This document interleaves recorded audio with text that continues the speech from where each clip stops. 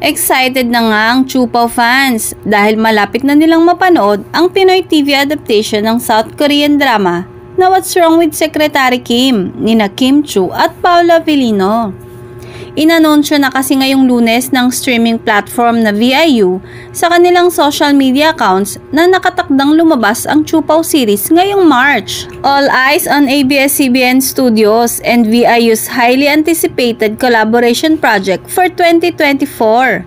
To be produced by Dreamscape Entertainment and What's Wrong with Secretary Kim PH, starring Kim Chu at Paolo Avellino, is coming this March on VIU.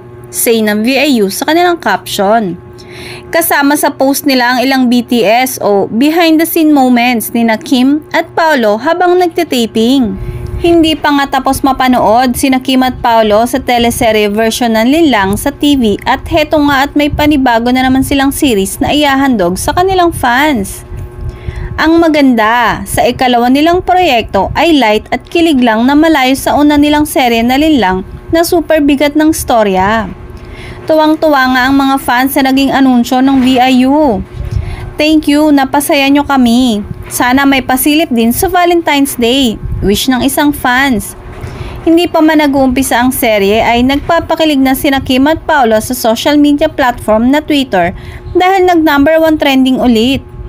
Nagsimula kasi ang kulitan nila sa pag-repost ni Paolo ng announcement post ng VIU Philippines. New era nga ni Paolo Avellino. Mas funny ka lalo na yung sample naman ng joke dyan.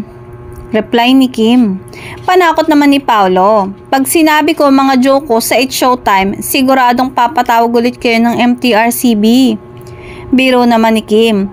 Hoy, TikTok na lang since kasama sa pagiging funny maging dancerist.